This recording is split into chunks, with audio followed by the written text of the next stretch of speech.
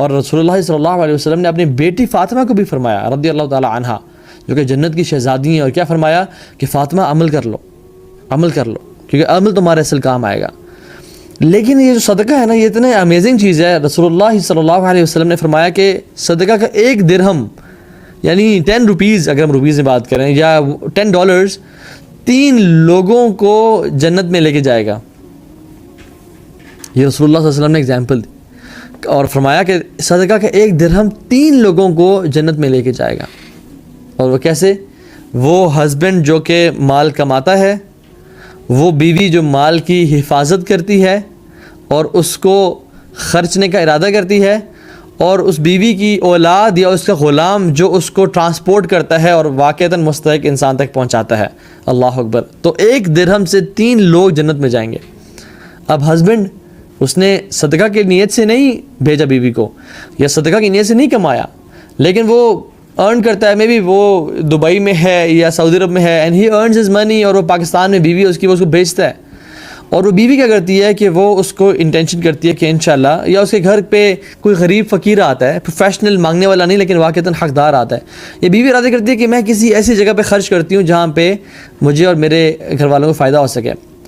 تو وہ بیوی اس کے مال کو سنبھال کے رکھتی ہے، اس کو اسراف میں، شاپنگ میں، آن لائن سٹورز اور اس چیزوں میں خرچ نہیں کرتی، بلکہ وہ نیک صالح بیوی ہے، وہ اللہ کے راستے میں خرچ کرنا چاہتی ہے، تو سنبھال کے رکھتی ہے اور اس کو صدقہ کی نیت سے دیتی ہے اپنی اولاد کو یا اپنے غلام کو۔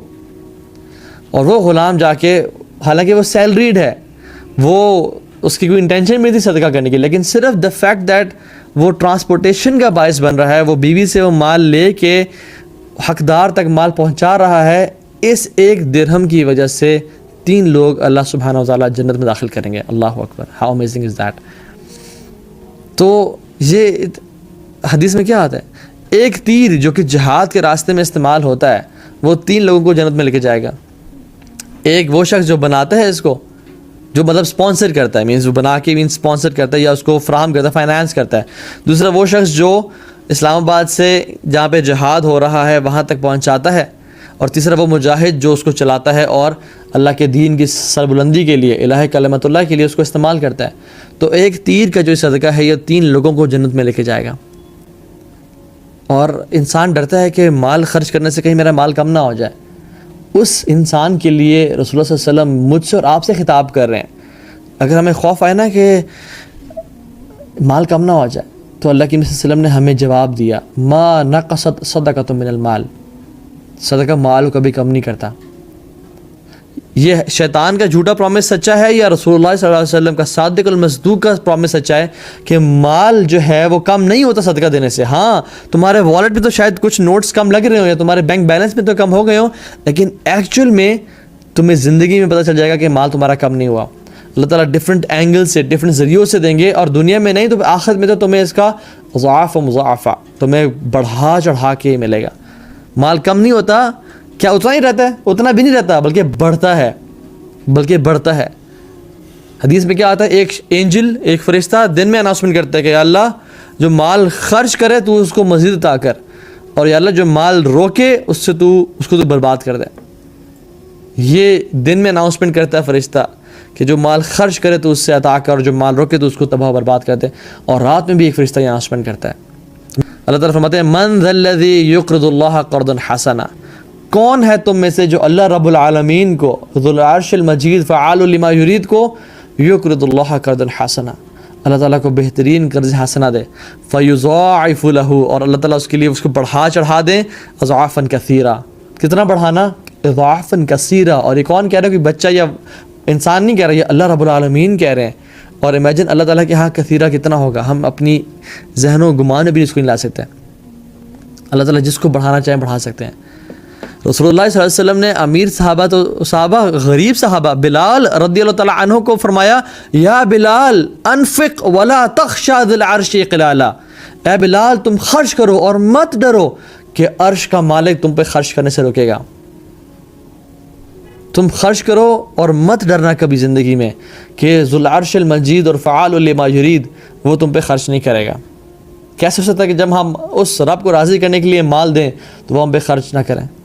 ہم اگر اپنے آپ کو بچانا چاہتے ہیں وباؤں سے، بیماریوں سے، اور اپنے مریضوں کو شفا دینا چاہتے ہیں، رسول اللہ صلی اللہ علیہ وسلم نے ہمیں ایک علاج بتا دیا بہت سارے علاج میں سے، اور وہ ہے کہ داؤ مرضاکم بصدقہ، اپنے مریضوں کا علاج صدقے سے کرو۔ یہ میں آپ کو گنواتا جا رہا ہوں کہ صدقے کے بینیفٹس کتنے ہیں، شاید کوئی تو میں اثر کر جائے، شاید کوئی تو میں ہٹ کر جائے۔ حالانکہ صحابہ رضی اللہ تعالیٰ عنہ کو اتنے بڑے بڑے بیانات، اتنے بڑے بڑے ہر حدیث کی فضیلت نہیں پتہ، وہ صرف ایک آیت سن کے اپنا سب کچھ دے دیتے تھے، ان کے ایمان تازے تھے۔ شاید ہمارے ایمان اتنے بوسیدہ ہو چکے ہیں اور جیزنگ پڑ چکا ہے کہ ہمیں اچھی طرح رگڑنا پڑتا ہے حدیث اور قرآن کی روشنی میں، کہ شاید کوئی ان سے ایمان کی چنگاری اور ایمان کا نور نکلے اور ہم پہ اثر ہو جائے۔ اللہ کی فرمایا کہ قیامت کے دن کیسا ہوگا، ما منکم من احد الا سیکلمہ اللہ، تم میں سے کوئی شخص ایسا نہیں ہے کہ جو اللہ تعالیٰ سے کلام نہ کرے۔ اور کس طرح کلام، کس طرح کی کنورسیشن، لیس بینہ و بینہ ترجمان ولا حجاب، نہ اس بندے اور اللہ کے بیچ میں کوئی ترجمان ہوگا، کوئی ٹرانسلیٹر ہوگا، ولا حجاب، اور نہ کوئی پردہ ہوگا۔ فینظر ایمن منہ فلا یری الا ما قدم، وہ اپنے دائیں طرف دیکھے گا، اس کو وہ نظر آئے گا جو اس نے پرانے اعمال کیے، اپنے گناہ، اپنے سیاکاریاں، اپنے اندھیرے کے گناہ، اپنی زبان کے گناہ، ہر طرح سے گناہ نظر آئیں گے۔ وہ اپنے بائیں طرف دیکھے گا، فینظر اشأم منہ فلا یری الا ما قدم، وہ اپنے بائیں طرف دیکھے گا، اس کو ہر طرح کے گناہ نظر آئیں گے۔ وینظر بین یدیہ فلا یری الا النار، وہ اپنے سامنے دیکھے گا، اس کو آگ نظر آئے گی۔